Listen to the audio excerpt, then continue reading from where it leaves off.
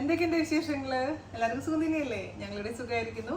അപ്പോൾ ഞാനിന്ന് വന്നിരിക്കുന്നത് ഒരു സിമ്പിൾ ആയിട്ടുള്ള അച്ചാറായിട്ടാണ് കേട്ടോ. അച്ചാർ എന്ന് പറഞ്ഞാൽ ഞാൻ ഒരുപാട് റെസിപ്പീസ് അച്ചാറിൽ ഇട്ടിട്ടുണ്ട്. പക്ഷെ ഇന്നത്തെ എന്ന് പറയുമ്പോൾ സിമ്പിൾ ആയിട്ടുള്ള നമ്മുടെ സവാള വെച്ചിട്ടുള്ള അച്ചാർ. അപ്പോൾ നിങ്ങൾ വിചാരിക്കും സവാള വെച്ചിട്ട് എങ്ങനെയാണ് അച്ചാർ? പക്ഷെ നന്നായിട്ടുണ്ട് കേട്ടോ. നിങ്ങൾ എന്തായാലും ഉണ്ടാക്കി നോക്കുക. ക്വിക്ക് റെസിപ്പിയാണ്, ഇൻസ്റ്റന്റ് ആണ്, പെട്ടെന്ന് തന്നെ ഉണ്ടാക്കാം, പെട്ടെന്ന് തന്നെ കഴിക്കാം.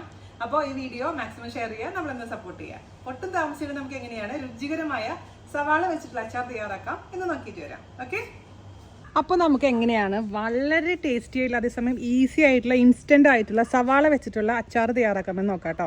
ഇപ്പോൾ ഒരു കറിയൊന്നും ഇല്ലാതിരിക്കുന്ന അവസ്ഥയിൽ നമുക്ക് പെട്ടെന്ന് എന്തെങ്കിലും കൂട്ടി ആരെങ്കിലും ഗസ്റ്റൊക്കെ വരികയാണെങ്കിൽ ഒരു അച്ചാർ കൊടുക്കണം തോന്നിക്കഴിഞ്ഞാൽ നമുക്ക് സവാള വെച്ചിട്ട് ഒരു അച്ചാർ ഉണ്ടാക്കാം. അത് വളരെ എളുപ്പത്തിൽ. അതെങ്ങനെയാണ് ചെയ്യുന്നതെന്ന് നോക്കാം. ഞാനിവിടെ 2 സവാള ഇടത്തരം സവാളയാണ് എടുത്തിരിക്കുന്നത്.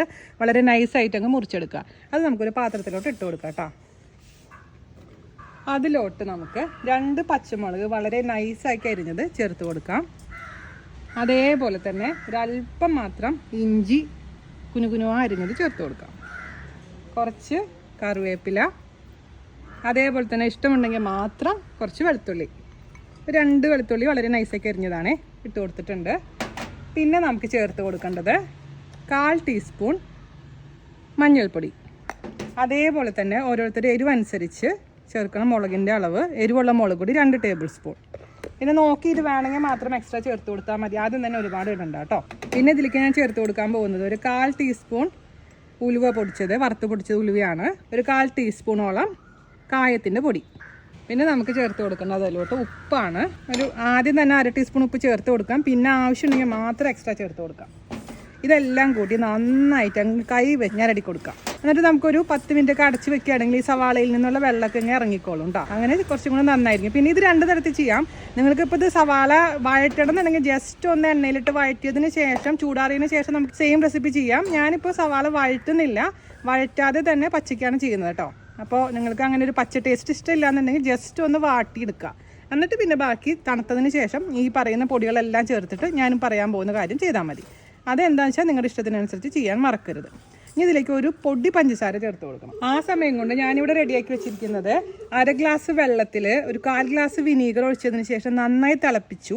അതിനുശേഷം ഇത് ചൂടാറ്റി വെച്ചിരിക്കുന്ന വെള്ളമാണ്. ആ വെള്ളമാണ് നമുക്ക് ഇതിലേക്ക് ചാറിന് വേണ്ടി ഒഴിച്ചു കൊടുക്കേണ്ടത് കേട്ടോ. ചൂടുവെള്ളം ഒരിക്കലും ഒഴിക്കരുത്. ഒരുപാട് മൊത്തത്തിൽ അങ്ങ് ഒഴിക്കരുത്. കുറച്ച് ഒഴിക്കുക, നോക്കുക, ആവശ്യത്തിനനുസരിച്ച് ചാറ് നിർണ്ണയിക്കുക. ഞാനിവിടെ പറമ്പിൽ വെച്ച് ചെയ്യുന്നതിന് പല പല ശബ്ദങ്ങളും കേൾക്കാട്ടത്. ഒരു നുള്ളു പഞ്ചസാര കേട്ടോ. ആ ടേസ്റ്റ് ഒന്ന് ബാലൻസ് ചെയ്യാൻ വേണ്ടിയിട്ടുള്ളതാണ്. ഒരു നുള്ളു പഞ്ചസാര മിക്സ് ചെയ്തിട്ടുണ്ട്. ഇനി നമുക്ക് കുറച്ച് 10 മിനിറ്റ് അങ്ങ് അടച്ചു വയ്ക്കാം. അപ്പോൾ തന്നെ ഈ സവാളയുടെ വെള്ളമൊക്കെ ഇങ്ങ് വന്നോളും. കുറച്ച് കഴിഞ്ഞപ്പോഴേക്കിനും ഇതിൽ നിന്ന് വെള്ളമൊക്കെ വന്നിങ്ങനെ ആയിട്ടുണ്ട്. ഇനി ഇതിലോട്ട് നമുക്ക് ആവശ്യത്തിന് ചാറ് കൂട്ടാൻ വേണ്ടിയിട്ട് വെള്ളം ഒഴിച്ചു കൊടുക്കാം.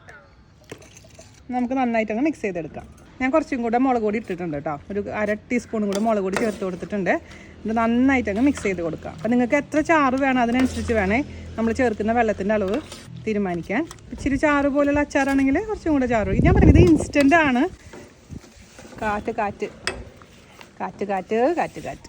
എന്നിട്ട് നമുക്ക് രുചി നോക്കുക. ഉപ്പും പുളിയൊക്കെ വേണമെന്നുണ്ടെങ്കിൽ കുറച്ചും കൂടെ എക്സ്ട്രാ ആവശ്യത്തിനനുസരിച്ച് ഓരോരുത്തരുടെ ആവശ്യത്തിനനുസരിച്ച് അങ്ങ് ചേർത്ത് കൊടുക്കാം.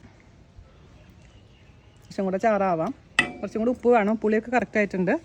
അത് നിങ്ങളുടെ ഇഷ്ടത്തിന് ടേസ്റ്റ് നോക്കുമ്പോൾ നിങ്ങൾക്ക് അറിയാൻ പറ്റുമല്ലോ. ഇത് ഞാൻ അപ്പോളോ ഹോസ്പിറ്റലിൽ പോയപ്പോഴേ അച്ഛന് ഹോസ്പിറ്റലിൽ കിടന്നല്ലോ ഒരു 10-12 ദിവസം. അപ്പോൾ ഡെയിലി ഞാൻ ചോറ് ഓർഡർ ചെയ്യുമ്പോൾ ഇത് സംഭവം അവിടെ കൂടെ അവർ തരുമായിരുന്നു.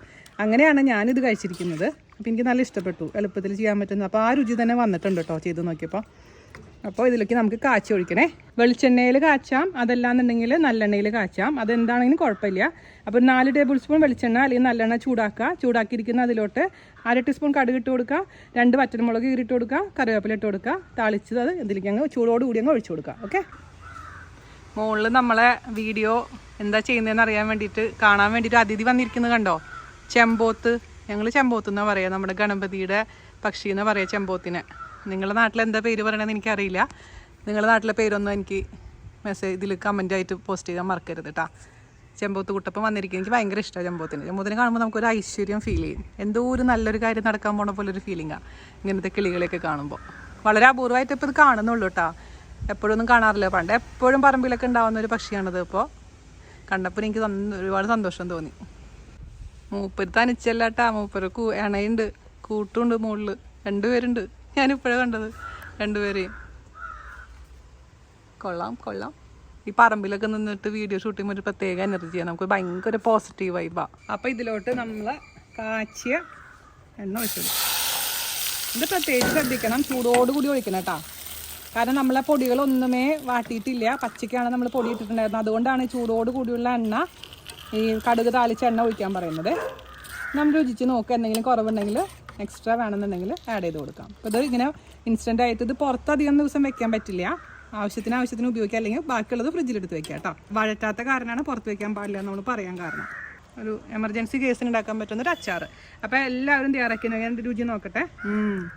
ഇച്ചിരി കൂടി ഉപ്പ് വേണം ചേച്ചി, അപ്പോൾ ഉപ്പും കൂടെ എക്സ്ട്രാ ആഡ് ചെയ്ത് കൊടുക്കുക. നമ്മൾ നോക്കുക കേട്ടോ, ഓരോരുത്തരുടെ ഇഷ്ടത്തിനനുസരിച്ച്. എനിക്ക് അധികം ഉപ്പ് വലിയ താല്പര്യമില്ല, പക്ഷേ ചിലവർക്ക് നല്ലോണം ഉപ്പ് വേണം. അപ്പോൾ അത്രയും ഈസി ആയിട്ടുള്ള ഈ അച്ചാർ എല്ലാവരും തയ്യാറാക്കി നോക്കുക. അതിനുശേഷം അഭിപ്രായം പറയാൻ മറക്കരുത്.